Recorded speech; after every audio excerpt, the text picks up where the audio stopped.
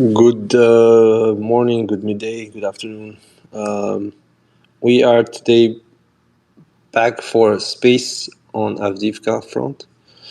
It will be succinct because it's mostly a post-Avdiivka thread. So basically, it will regard what is supposed to happen after Avdiivka is wrapped.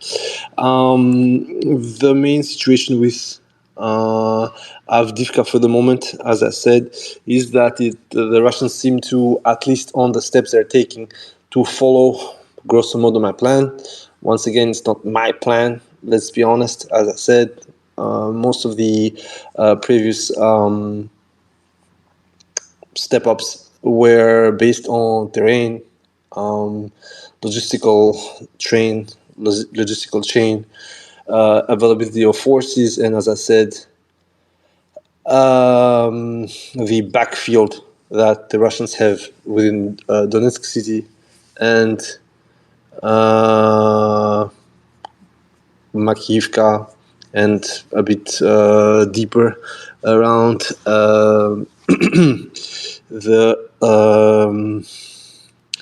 sorry guys, Proletarsky and the backfield towards Shakhtar, Zhivkivka, and so on. So basically, the huge urban or peri-urban area in front of, within, and behind Donetsk allows the Russians both to be able to stuff supplies and men in the area and have a very short delivery time. So basically, they could funnel at least 5 to 6 companies on both sides of the Avdiivka front within a day, no problem. I will quickly touch a word about the losses. There have been a lot of PR on both sides. As I said, I am basing myself only on what is confirmed, and so far, the losses that are confirmed 100% based on Poterinet, based on Russian claims and statements, of course, with evidence, plus multiple visual accountancy groups. We are in a rather dire situation up north. So basically, as I said previously, about 184 bodies were abandoned by the Ukrainians up north, around the area of the coke plant, the slag heap, the former Katran position that's just adjacent to Krasnogorivka and north of the slag heap, and then the first triangle towards the railroad before the kilometer 437. So this part doesn't include Stepove. In Stepove, no bodies have been recovered as for the moment because it's a mostly gray area. The Russians have pulled back from the top northeastern corner, and the Ukrainians are just making basically rushes.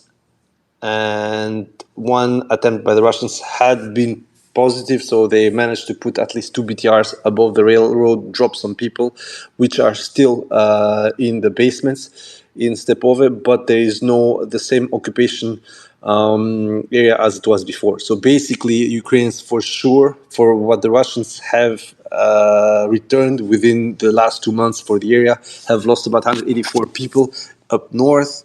There are 23 posts, and there are basically about 12, we'd say, missing, which have been notified by their documents from the Russian side, but they have not been found as bodies. So I'm not going to say they got vaporized, but they either are AWOL, either are missing. So up north, the balance is almost 2-1. So Russians have lost about 411 people, POWs killed or captured in this case, and they have retrieved most of their bodies. There are 12 bodies from the area that have been handed over in the latest exchange. That would put the total for the northern front at about 430 people, more or less. As you can see, up north was the biggest push. And this, as I said, unfortunately, makes it clear why the Russians wanted absolutely to have the northern part.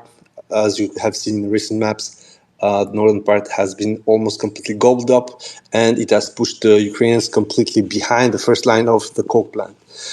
Down south, however, is a completely different affair. Thanks to smart tactics, World War I tactics, would say some people, the losses proven so far are about 119 to 127. Again, in the advantage of Ukrainian guys, so there the gap is a lot smaller, and apparently it has been made possible by the use of both cluster bombs, UMPKs, FPVs, and, as I said, very smart tactical outlay. A lot of people have been doing the analysis that after the first 2 weeks of complete mayhem on the Russian side, they stopped using mechanized forces. This is not true. Mechanized forces are already posted, have been backdialed because they don't need them now in the same way. The area to cover towards Stepove will need another mechanized push, but what would be most important is to treat all the surrounding area with FPVs, bombs, and so on. So overall, the losses are between 300 KIA on the Ukrainian side, that is proven, to about 580 KIA and other losses for the Russians. These are irrecoverable, so it means these guys are not coming back. Overall, it respects a more or less 1 to 2. Bit less in terms of killed, but in terms of wounded, we have no word from the 114th, 16th, and so on. So on the Russian side, it's mostly the killed that have been lined out, mostly because Russian information is not that, I'd say, sure. From the moment that DPR gets engaged, they are going to let the numbers out on themselves. I honestly allowed the initiative because despite the fact that we see that the losses are colossal on the Russian side, at least it gives a sense, and it also shows that despite the great destruction that is shown online, the KIA doesn't match the narrative of 3, 4, 5, 10,000 killed. However, given the nature of warfare, I'm surmising that the wounded should be in the area of at least 600 to 800, if not more, which puts the casualties overall at least 1,200 to 1,500 on the Russian side. On the Ukrainian side, we don't know, but probably the 300 are to go by. We would have at least 400 to 500 wounded. On top of it, there are losses that we do not see on the Ukrainian side because the Russians do not have control. So basically, UMPK strikes, FPV strikes, and so on.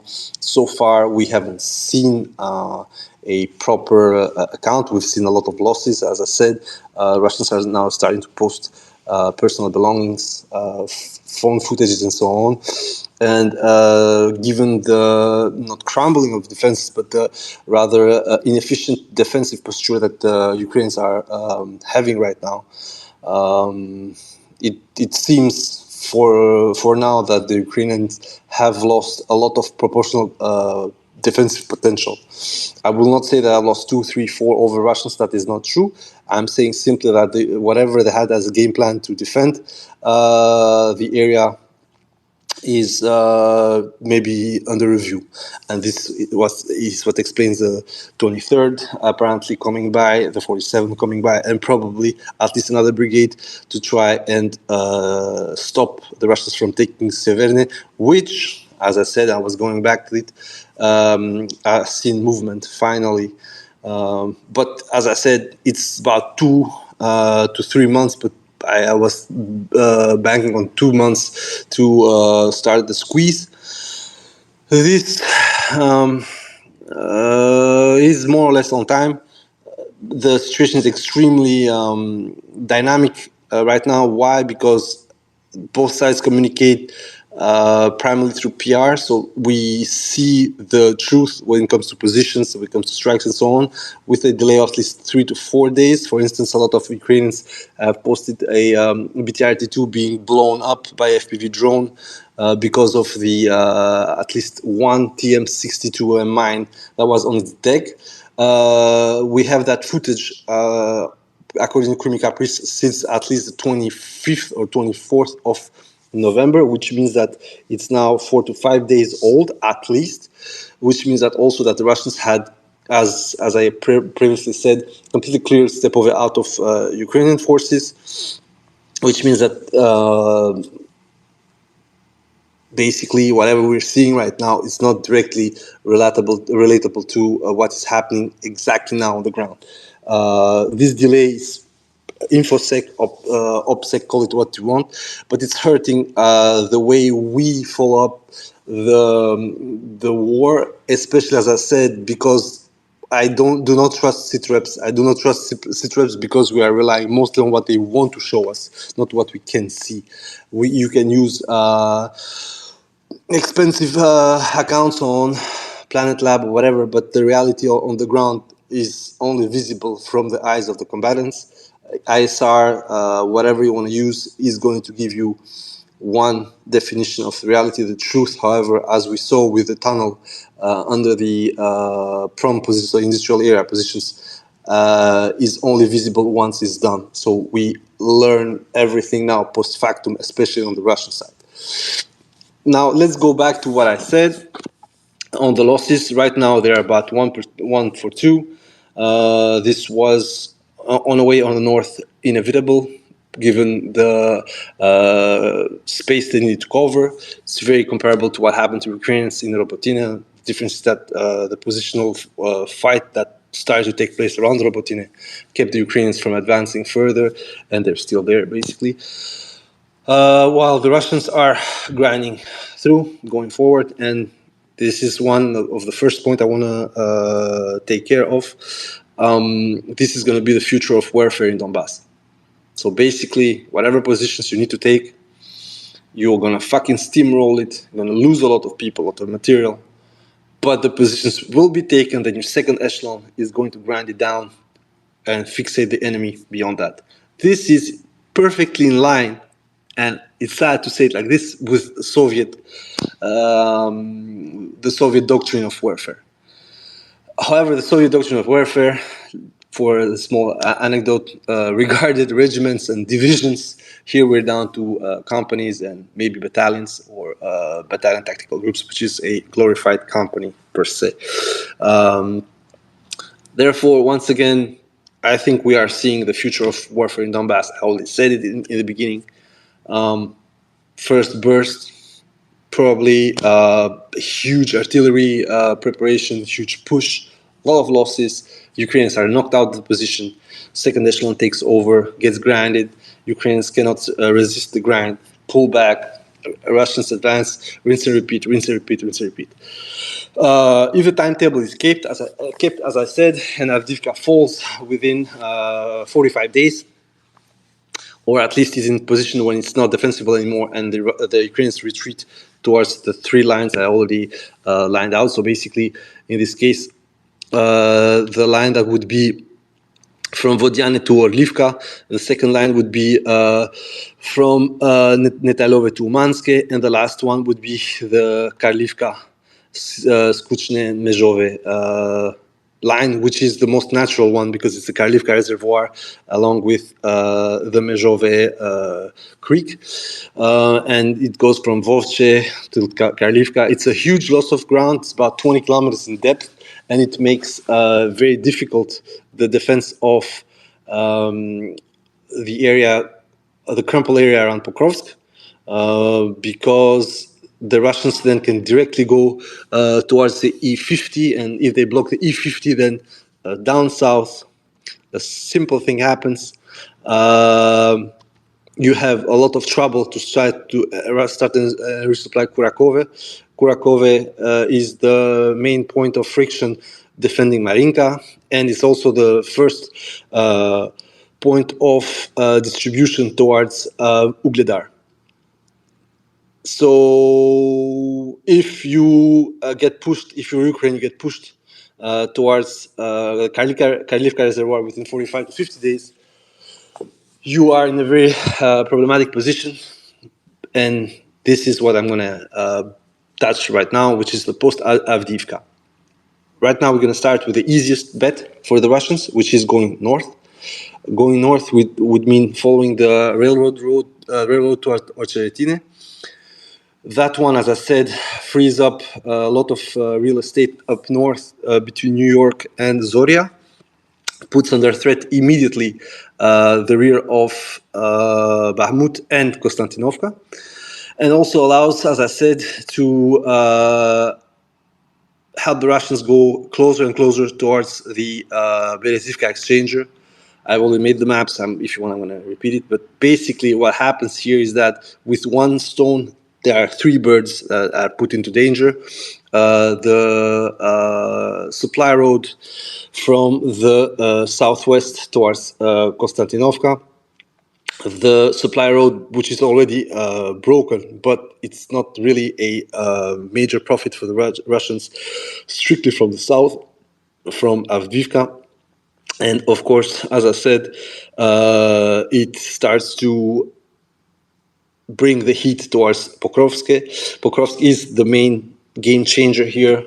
It serves as the crossroad between the western part of the oblast, which goes towards Dnipropetrovsk, and also the northern part, so the northwestern part, which is the direct connection, the lifeline towards the sister cities, as I said, Kramatorsk, Slovyansk, Druzhkovka, and Konstantinovka in this case. So basically, if you cut Pokrovsk and approach yourself, lodge yourself underneath Konstantinovka in Berezivka, you are going to make life unbearable for Konstantinovka, because it's going to be attacked on at least three sides now, instead of the one side from Bakhmut, which the Ukrainians started to block at Chasiv-Yar, Ivanovsk, and so on. So basically, this is the northern approach. As I said, I already made a small preview of this. The biggest threat for the Russians are two defensive positions along the railroad. One's in Sokol, the other is south of Kalinove or Novokalinove, north of Novokalinove, south of Kalinove. The two fortifications are rather huge. They are really there to pose a maximum issue. And I think that the Russians want to go as fast as possible in order to be able to roll over these positions with their artillery and tanks. The biggest problem to that, as I said, is that pushing directly to Ocheretine with the south or north open, not in complete control, would have been a complete disaster. That's why they are pushing right now towards Keramik in over Krasnogorivka. And if they take Novokalinov, they're going to be directly on the defensive positions that are next to Keramik. And I think the bet is literally to make that position fall simply by being too close for the Ukrainians to stop them via artillery. So it's going to be, in a sense, a complete repeat of that the Ukrainians tried to do with the defensive, the so-called Surovikin line. But the difference is that the Russians are not going to start dropping the massed vehicular attacks. They are going to concentrate as much as they can and do every single push like this. It's, in my opinion, not a mistake, but it's going to be extremely costly. And as I said, we have proven losses that are per month now jumping from 1,600, 1,700 to 2,000. And if this type of warfare keeps going like this, we're going to be back to Bakhmut type of losses, which was proven at least 2,100 per month of combat. In a sense, it's not that much. It's far less than what Ukraine claims, but it's still given the fact that you're going to do this with your maneuver component of your army, you're going to grind your maneuver component pretty fast. So what you need absolutely is that whatever you're going to use as maneuver component needs to break through first and foremost, and then your second echelon needs to come. The biggest situational awareness problem for Ukrainians is that, I don't know if you guys remember, we had this discussion about Butuzov saying that no fortifications were built up north, so the Russians could roll. Actually, Butuzov was wrong. As I told you, you check on your Google Maps, whatever, you got around Sokil and eastern Novo-Kalinove, or eastern Kalinove, sorry. You're going to see those two huge defensive clusters. The problem is that both defensive clusters have been put in the lower ground next to the higher depression, that is the railroad. I already posted a heat map. The railroad stands at over 230, 240 meters. It's not huge. I mean, like you are not up in a mountain, but when you check on both sides, suddenly you are seeing that on Sokil, for instance, you are in a depression where they have put their positioning. It's still on the high ground for a part, but defending then from the area. If you lose the intermediate positions at Ocheretine, you're fucked.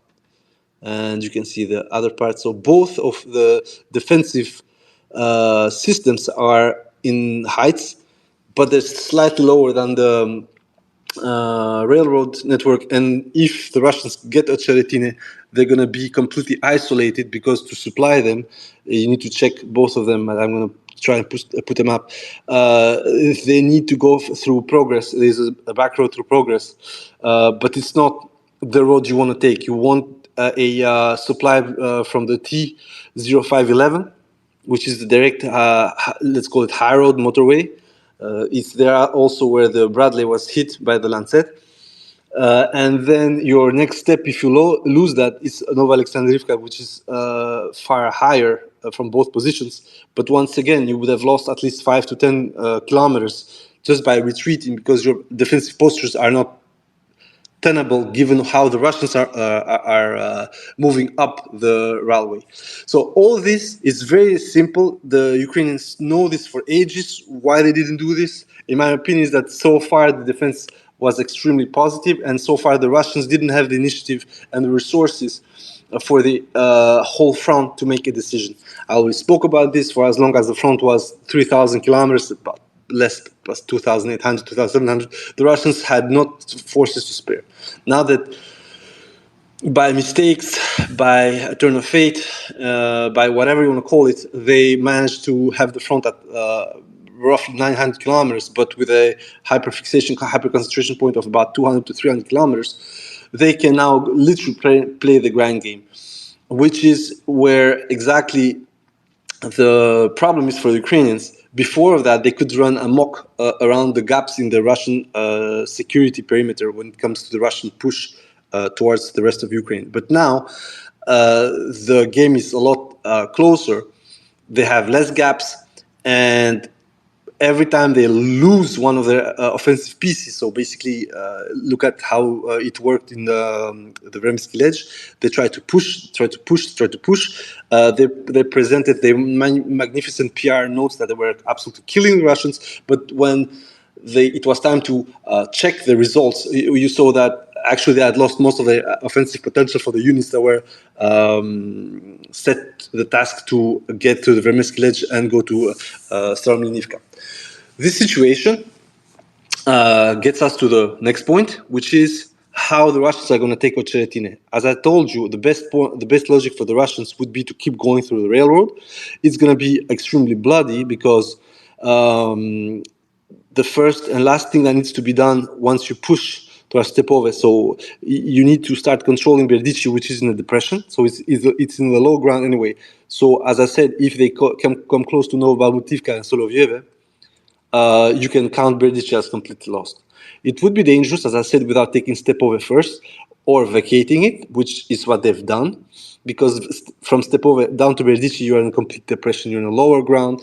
And so FPVs, ATGMs, tanks, whatever you want to use for the position is going to be fine. Once again, this doesn't mean that it's going to be like a thunder run or whatever. It's going to be a grind. The logic is that the trend for as long as Ukrainians stay with the same type of force consumption and force concentration and force generation in the area is going to move only one way. It's very simple. When was the last time the Ukrainians pushed the Russians back on the area? The answer is never. So far, whatever has been told by Ukrainian turbo patriots and troops on the map, we see clearly they are going back.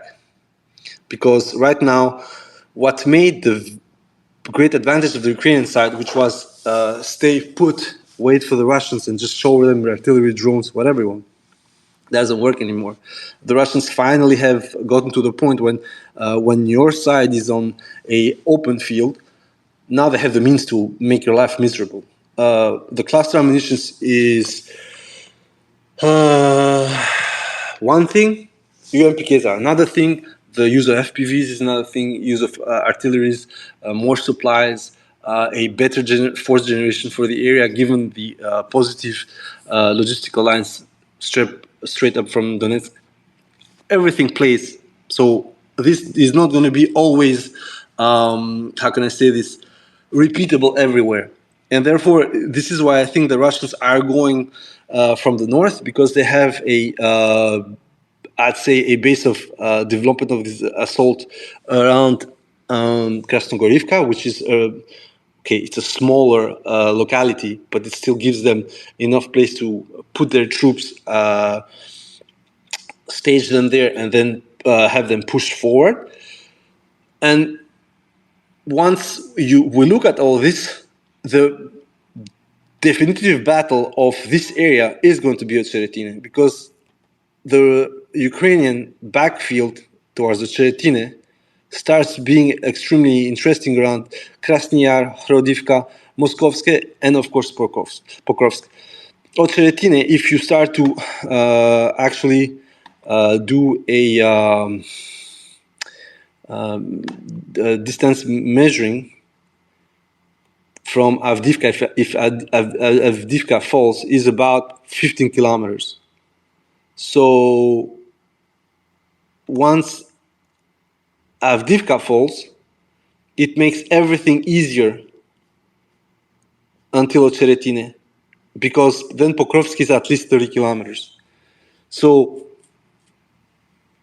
from Cheretine to Nova Alexandrivka to Berezivka, which is really, you can see it's a bend on the E50, the logistical push is doable.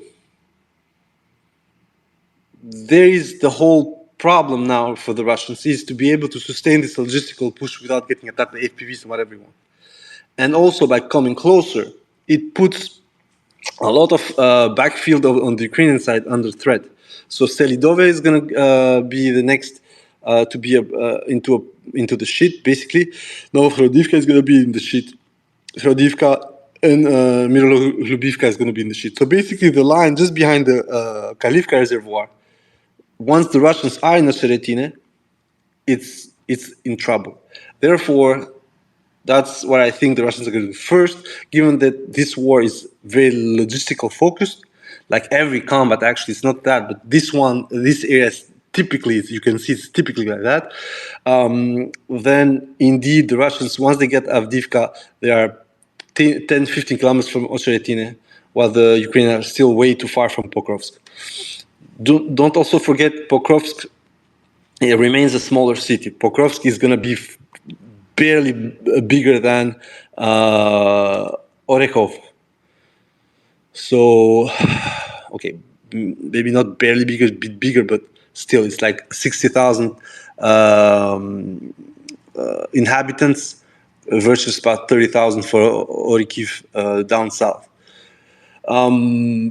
This means also that once the city of Pokrovsk is completely, put on the side and serves as the main staging point, a bit like how Konstantinovka became the main staging point for the Bakhmut front line, then you're going to have this situation where once you start accumulating stuff there, all the hits that we're seeing currently into Berislav, into Kramatorsk, into Konstantinovka, and also into Avdiivka, are going to start working on Pokrovsk. And this is I think, the game changer of this war. At the beginning, UNPKs, we all laughed about the fact that they were a bit ghetto bombs or whatever, but the reality is pretty simple.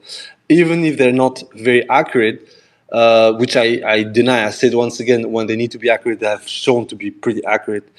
They are being a hindrance because before dropping the FABs needed to be done within 5 to 10 kilometers, which exposed them both to an altitude threat from almost every single AD weapon on the Ukrainian side, but also from longer range missiles. Now they can literally drop them at 15, 16, 70 kilometers.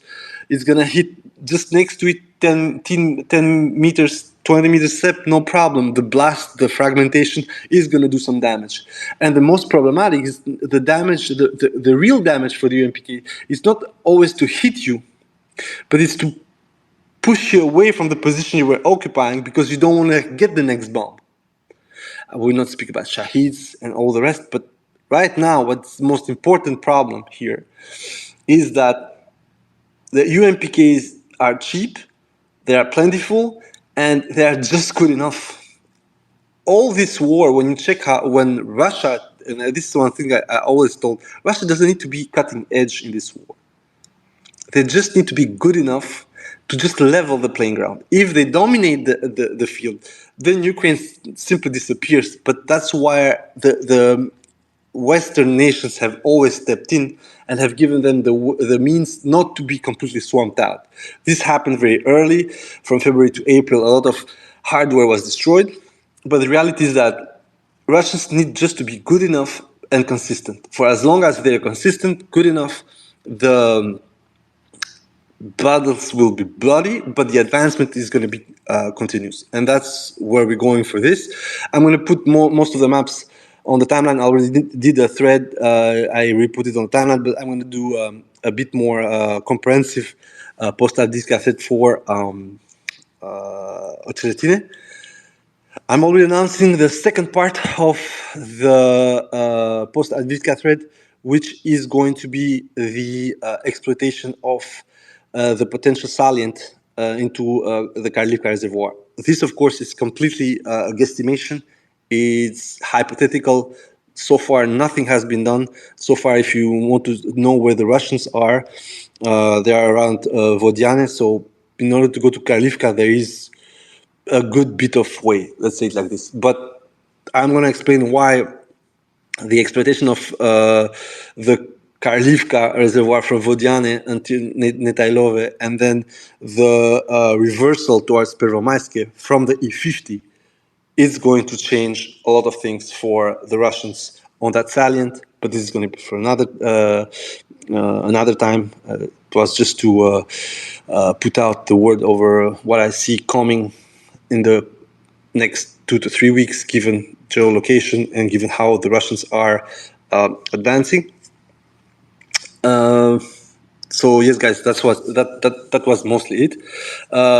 If you want to intervene, I'm going to do it short because, as I said, it's a very focused space. And after that, it's going to be literally 15 minutes, big max. And after that, we see each other probably this Friday for the second part of the post-Avdiivka.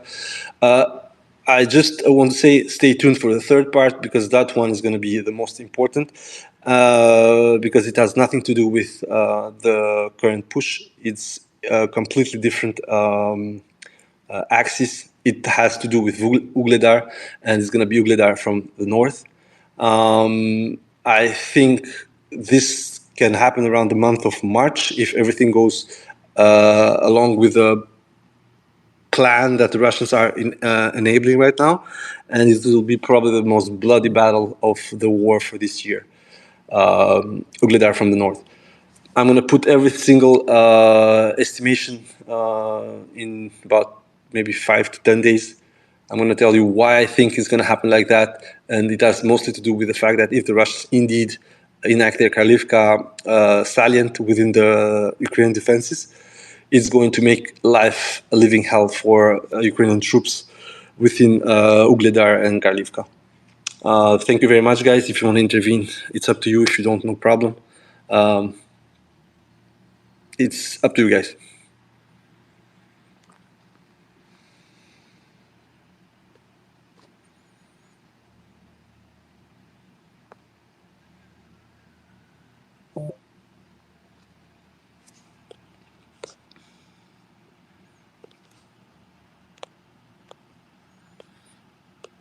Okay, timer. It's up to you, man.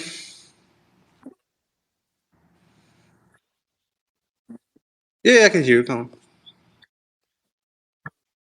One thing that I haven't seen, Fabs came about a lot of answers to problems Russians were having during the war.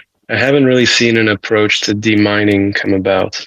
The same old tractors firing the plastic explosives is the biggest thing that ever pops up, and that's from the Soviet time. Is there any solutions on either side towards this, or are they just winging it?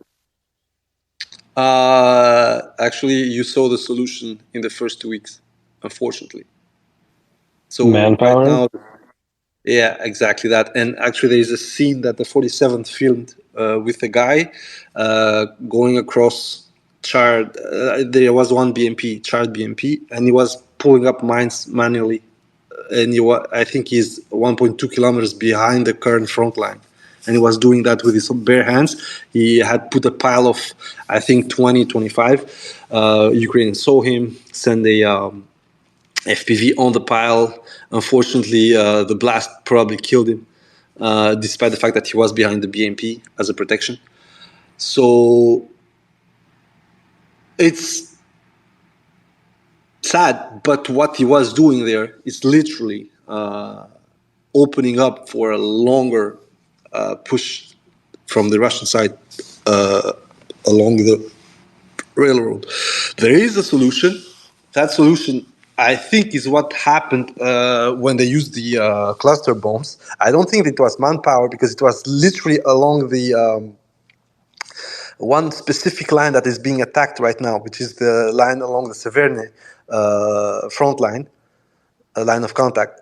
So what I think they're doing is literally sending bombs around those forest bends, and doesn't matter how it works, if it kills infantry or not. But if it enables the Russians to be able to break through those natural containment barriers, then you saw what happened in the very beginning of October. One single BMP found out the unmined path and crossed it for over 2 kilometers until it got hit by a javelin. So this is the most dangerous problem for Ukrainians. Is if one breakout happens, even if it's 1, 2, 3, 4 vehicles, but they open up a pathway, then everybody's going to just go there. It can be dangerous, of course, because it's the perfect killing funnel. But right now, the only real solution would be to use excessive firepower, especially from the sky. Now, there is another thing, how to avoid the minefields. And this is something that I have been telling everybody for a while now. When you see the movement of the 47th, especially up north, they are avoiding 2 huge patches of land. Why they're avoiding them, I surmise that because those areas are mined. It could be something completely different, trying to be hiding from the railroad, because the railroad is in the high ground, so they can get hit from there, whatever. But when both last Bradleys were seen, one was hit by artillery, it actually makes no sense, because given both sides use drones, line of sight concealment makes sense. It's true. It makes always sense to stay concealed from the line of sight. No there of course is no brainer. But when you see what is at hand to hit something as precious as a Bradley or a Leopard or whatever armored fighting vehicle on the Russian side and on the Ukrainian side, it looks to me like it's indeed like they are trying to avoid a huge minefield, and that's also something that needs to be checked. If you see, if you are able to observe the movement of your enemy and see which areas he avoids or whatever, especially if those areas do not provide him with any advantage in the movement. So if it's shorter, of course you're going to say he's going through a shorter way, but right there they're taking a large detour to do something that they could do like completely. If you see the movement they did early October, mid-October, late October, I put under a Suryak tweet, I put what I saw from footage on both sides. You could see that they were taking the forest landings, but they were not going through the field unless they were forced. That's how the Leopard actually got stuck. In my opinion, it's true that the Russians were saying, "Yeah, we hit him," but right now, given how most of the Bradleys have been operating, I'm not even sure that maybe that Leopard didn't bounce on a Ukrainian own mine, and the Russians just fucking hit him once it was completely, I'd say, immobilized. This, of course, I don't believe it's so, but to me, given that they are avoiding that area with the vehicles, it still gives the impression that it might be a minefield. So the solution for the mining is overwhelming power, Zerg rush, to use something that my daughter actually learned to me. Apparently, it's a thing. So basically, just Zerg rush. yeah. So basically, yeah. Sorry, guys, I don't know what the fuck it means, but yeah. Or basically, as I said, to use your manpower, what the Ukrainians were trying to do in Verbove for a while, until the end of October. They sent guys on foot with mine detectors, and they would get head dropped by the Russians. So in this case, my biggest concern for the demining part is that there is no absolute solution, especially for the depth of the minefields on both sides.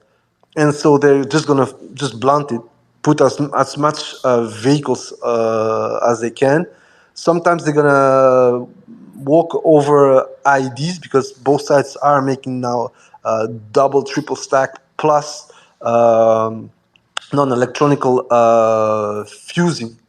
So it's pressure plates, but with a hyperfulminant fuse. So there is no electricity. It's just you just step on top of it. There is a mechanical fuse going pop, and yes, you fly in the sky. We saw it a couple of times in Avdiivka, especially when you see the holes in the ground post the explosion. So yeah, unfortunately for me, that's how I see it. It's going to be very complicated. Kremlin, your turn. And guys, given as I said, I'm going to for once keep my promise. It's going to be the last guy. Go on, Kremlin. Yeah, I just wanted to ask, what's your gut feeling about the whole mobilization that they're basically planning on doing on the Ukrainian side this week? Because there's all this bullshit going on. There's obviously some internal turmoil. I mean, we saw Budanov's wife getting poisoned, and we know she lives with him, basically. So it's pretty clear that it was meant for him either as directly or as a warning, Exactly. So what do you guys think? Like, also, one thing that I wanted to mention is some of you guys that follow me probably saw that excerpt from that Ukrainian television show where I don't know if it was Russians who hacked their what's it called? Yeah. What's the Chiron or something? Yeah, I know. It's the 1.1 million losses. 1.16, yeah. Yeah, but I 100% was a hacking. 100% because it was 1+1 chain, and those guys are usually pushing the worst propaganda against the Russians, but also they are dooming as hell right now. They have been pushing at least 3 different versions of we don't have manpower, we need more manpower, and so on. And I think the Russians hacked or did something in there, I would never. This is just for that part. I would never believe that 1 Ukrainians million left. people are dead. Yeah, No. I For the agree. losses, right now, I'm like in limbo. So at the beginning, I said this is what I think they lost. If 1 million is lost, then of course it would be interesting, but the Ukrainians would never say it. That's what I want to say. Ukrainians will. I mean, they go to such lengths to hide the real.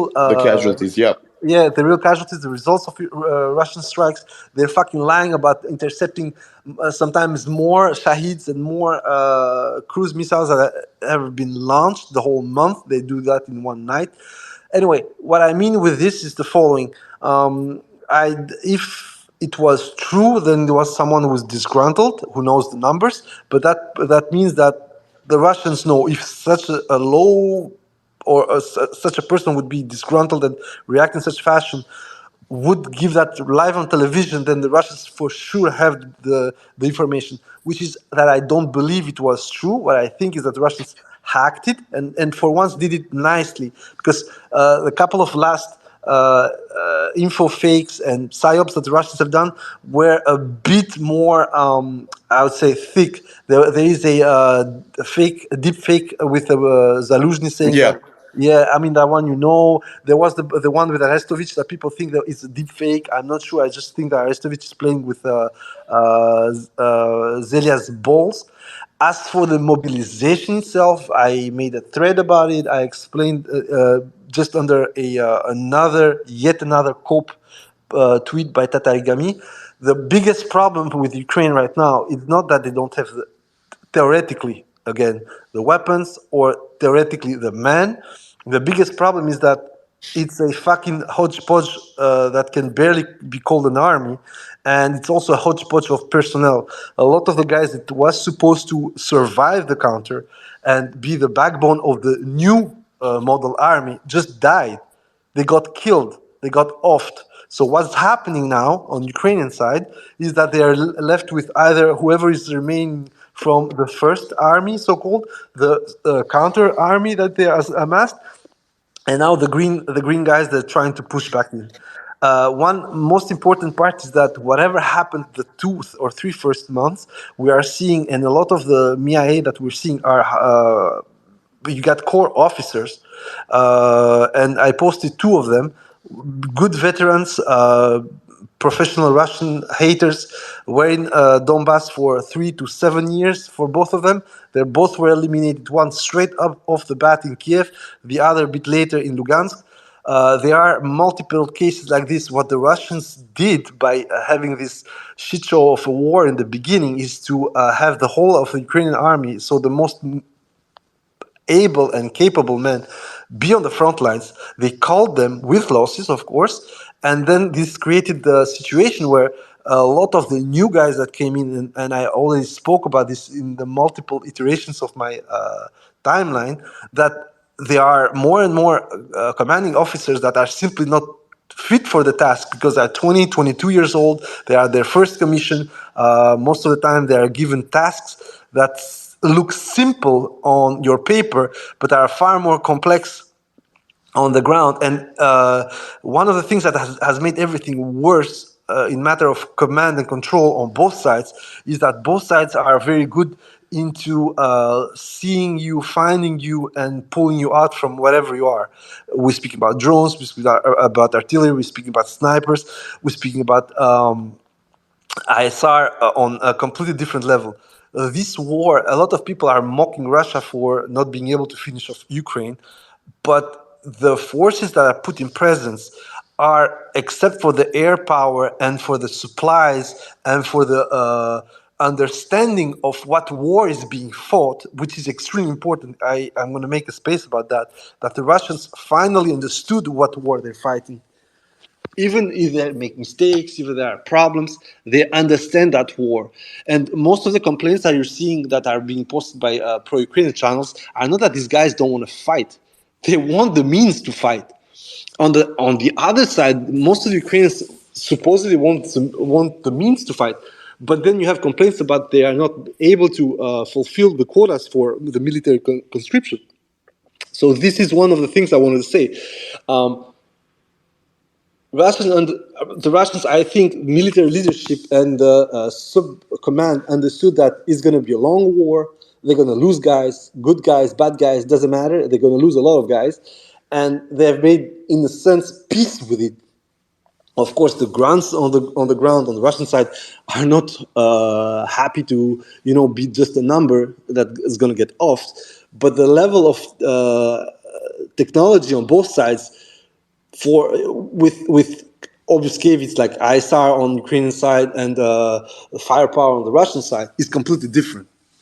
So that's why I want to say the biggest issue for the Ukraine right now, it's not as much that they could not find enough people to, let's say, from Tatarigami's point of view, the Ukrainian Corpus point of view, rearm and re-equip 20 brigades. No, the problem is that the war chosen by Ukraine in 2022 is not the same war they are fighting in 2023. And the war chosen by Russia in 2022 is not the war that they chose to fight in 2023. As I said, I explained this, a shorter, narrower front war advantages Russia, who can literally, and I made this reference to the Thermopylae syndrome, at the end, the Persians passed the hot gates. They went through Athens. They burned the city. This is the problem.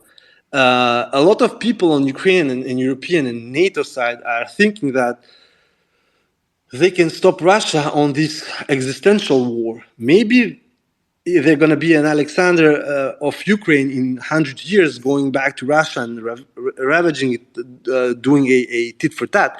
But right now, it's not possible. Right now, we are literally into this first Greek-Persian war, where unfortunately Ukraine is losing strategically first and foremost. Tactically, it doesn't matter if it takes 2, 5, or 10 years. And the biggest problem is that all this inconsistency on the European and Western side, it's not like they don't want to arm Ukraine. The problem is that they cannot manage Ukraine. And I made a small thread about the expense of the Ukrainian state. Ukraine is now in hyperdrive in expense. They have too much money and not enough bodies to put with this money. If you see how much money was poured into Ukraine, they managed to hold the expense level at about 170 billion a year, despite the fact that their receipts last year and this year are going to be half of what they used to be. So basically their own budget, the Ukrainian budget as it stands, is deficitary before even you start to calculate the cost of your war. You know you're not going to have enough. And I said it like this year, the budget deficit is going to be the same amount as their best budget in 2021. So they're counting at about $50 billion. In 2021, the whole Ukrainian budget was $46.7 billion. So the level, the scale of madness here shows that in the whole spectrum, Ukraine doesn't have a problem of manpower, doesn't have a problem of technical approach, doesn't have a problem of money. As I said, the issue is that they are in such a troubled and problematic state that you cannot solve Ukraine as it stands now without what everybody on the West is trying to convince them, which is take a peace deal now, cool everything down, try to rebuild in 5 to 10 years. We're going to still give you money. A part of the money is going to be left over from the Russian frozen funds, and go back to war in 10 years. This aspect, a lot of people are not understanding. This is why the fucking Americans are doing this. Because, as I explained this, you are eating up your staying power. You're not rebuilding anything. Ukraine is not rebuilding anything. This is the biggest issue. It's not even the mobilization aspect. They could fucking put 20,000 guys a month in the system and have like 10,000 soldiers instead of the 5,000 they have now per month into brigades, and it will still not be enough to beat the Russians. So when you heard that funny story about we need 300,000 to 500,000 people, form an army and attack Russia, that's what the fuck they think. But you cannot have those 300,000 to 500,000 because you need to put 1,000 guys per day through the grinder in order for you to sustain the positions or to try and push forward. That means that your monthly or permanent maneuver firepower needs to be 20 to 30,000 K. And this is the funny part, when I completely agree with Tata. It's true, they need 20 brigades to be reshaped so they can sustain the front, but not to win. This is the thing that Ukrainians are saying now, but they don't want to admit the real problem. And that's what I think about the mobilization. They need the bodies, but they don't have the structure, they don't have the timeline, and they don't have the peace, they don't have the rear to do that. If you're going to start doing what they're doing in Yavoriv 10 times, so it's groups of 80 to 100 guys that are training with their small unit tactics, you're going to have, instead of 100,000 guys, 1,000 guys, any satellite's going to find you.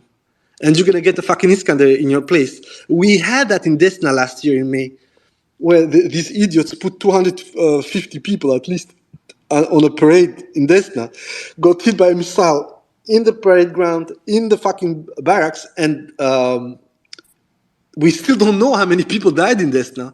Ukrainians say like there were 200 casualties, but only half of them were killed. Locals say 250 were killed, morgues were full, plus guys that were wounded in the building. We had the same deal with the strikes in Nikolaev on the 16th of March. They announced like 80 guys or something. Then we know from the morgue, because there was a Dutch journalist said that there are at least 140. Then Shari says 295 were dead and they were buried in secret. Then we start finding out that the whole 79th promotion, the new guys were basically wiped out. So this is also the problem with Ukraine. It's a complete opaque country right now for a reason. I'm not going to say that they are doing something wrong. It's logical. They are in a war with a far more powerful foe, so they need to hide their game. It's in this, the basis of this thing. The problem, though, is that they're going in overdrive with everything. Like they see, like they kill 1,140 Russians per day. I'm like, you don't have the rounds, the artillery rounds to kill that many people. It's not like you actually don't fire enough rounds according to themselves to kill that many Russians. And I know people are going to say, yeah, but artillery is not only the only way to kill them. I get it, but the thing is that with what you say and what you pretend you're doing, either you're hyper effective, but then why the fuck did you get stuck? Either you are lying and it's fair game because everything is fair in love and war, but please then tell the truth to the people who need to know the truth. Maybe not us as anti-Ukraine in a sense, but the people who need to be there and understand that what you're doing. And this is why I'm really thinking that what I thought at the beginning was a psyop, the whole negotiate, have some time, cool the front, and so on. I think it's a simple truth. The Americans are seeing that whatever they want to do, it's going to take at least as much time as it took last time to prepare those 20, 30, 40,000 people, which is 6 to 8 months. And right now, Ukrainians cannot spare 6 to 8 months. They cannot spare anything. Therefore, as I said, we see completely weird shit happening. Like, first time we see the Leopard in action, it gets bamboozled and fucked up, the Leopard 1 in this case. We see these new BMPs modified, these small prototypes. We see one at some point, and the second prototype is already seen and dropped by the Russians the very next day. You know, like, everything that we are seeing from Ukraine screams emergency.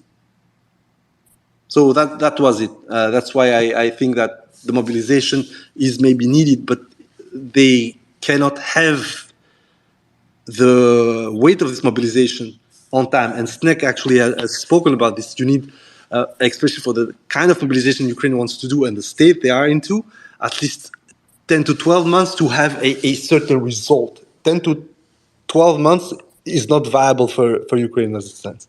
Yeah, basically their whole issue right now is that a lot of the initially well trained and guys that had proper experience, like the ones who were fighting pre 2022 and also trained by NATO, blah blah blah, Azov, all these like hardcore motherfuckers, were basically most of them killed off or severely wounded within when Yeah, yeah, 2022, and now they're just trying to make up for skill by increased numbers, but also like training people.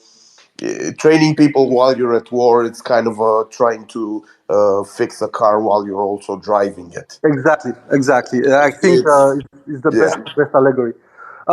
So yeah, guys, I'm gonna cut it here. I know that maybe Snake wanted to intervene, but Snake, don't you worry. I'm gonna invite you as co-animator on the next space because I want your insight on a situation, your opinion on the situation I'm seeing on the Ukrainian side, and I already made a bit of a thread, and I explained it that what I'm seeing is that exactly as Kremlin said, Ukrainians are trying to fix their car on the go while picking parts from one side of the car and putting them on the other side.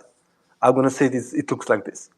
So thank you very much, guys, and see us the next site probably on Friday. Okay, thank you very much. Bye bye.